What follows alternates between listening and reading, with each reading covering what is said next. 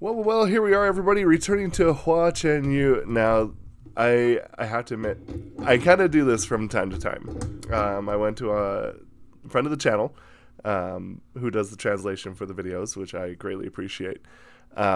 Just kind of started looking at some of the stuff that was there, and I wanted to kind of maybe see if I could pluck something out and do something a little bit different.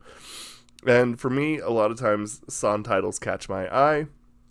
This being one of them. So the song is actually called Flowers in a Small Town. That immediately, I was like, yeah, that's my vibe.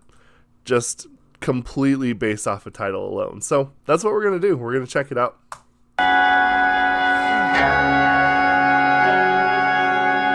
Oh, that's a cool instrument.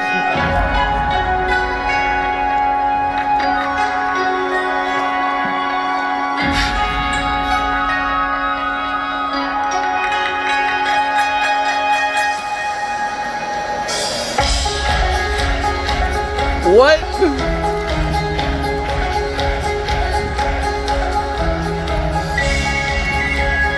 What? What is going on already? Hua, come on, my dude. What is this? This is insane.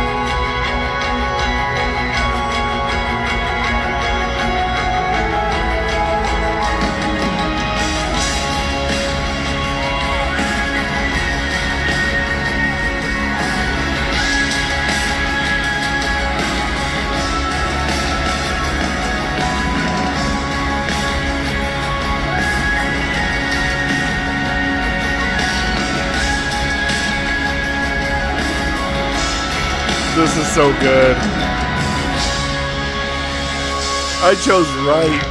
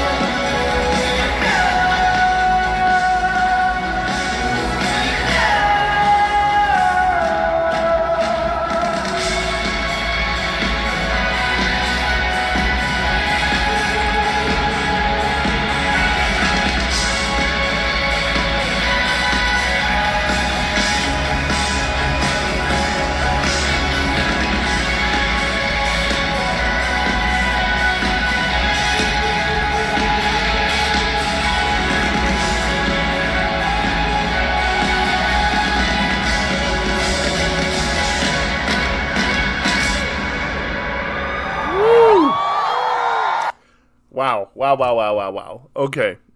A couple of things really struck me about this song that I'd like to talk about. I think one thing that Hua does better than everybody else is having really deep, complex lyrics and takes in music, but not coming across as, I would say, he's not uptight with his lyrics, or with the presentation, I should say. Because, like, he's writing some really deep stuff, but it doesn't come across as so high art and so snooty that it's inaccessible to anybody. Does that make sense? Like, I feel like everybody can listen to this. I feel as though that he has enough humility and humbleness to give it that accessibility and relatability. And there's a couple of things that I think he does this with, and that's with the actual title itself in the song. I think right here is a good example. The flower swayed and bloomed in the fire. Then he goes on to say it's so gorgeous, so delicate. And then right here we get the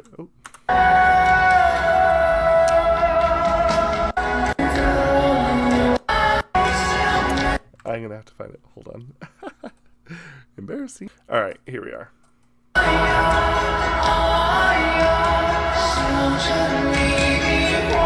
Flower in the small town.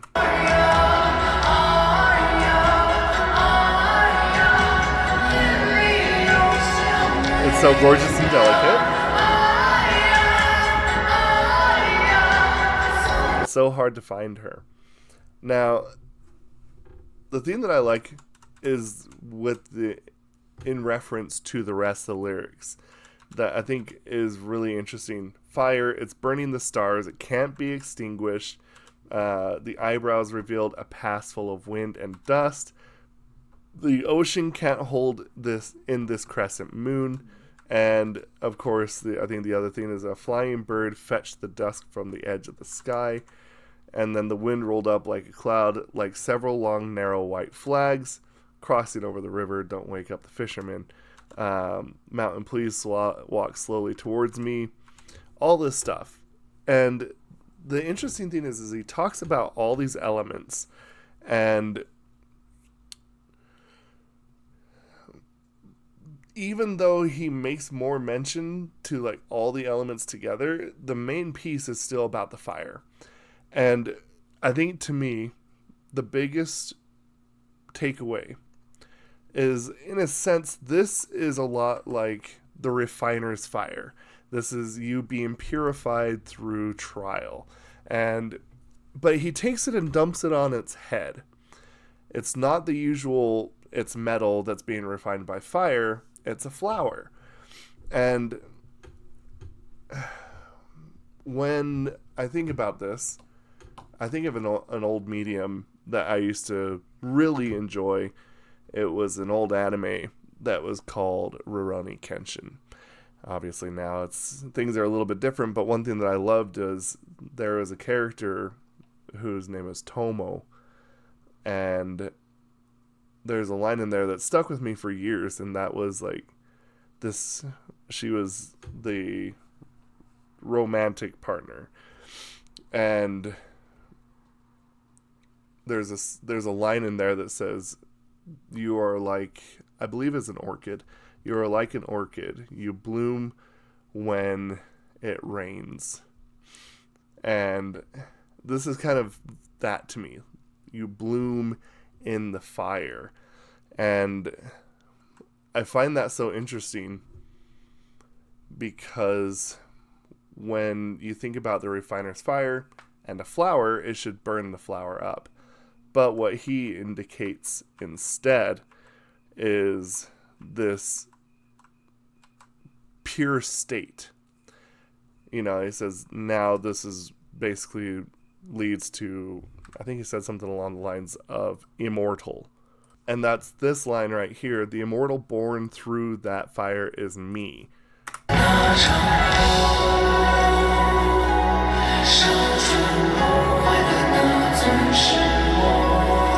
Beautiful, beautiful.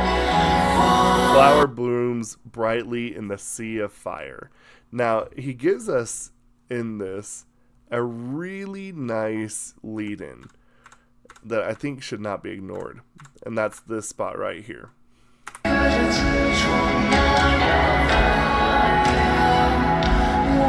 My sadness and joy have all turned into this silent wildfire.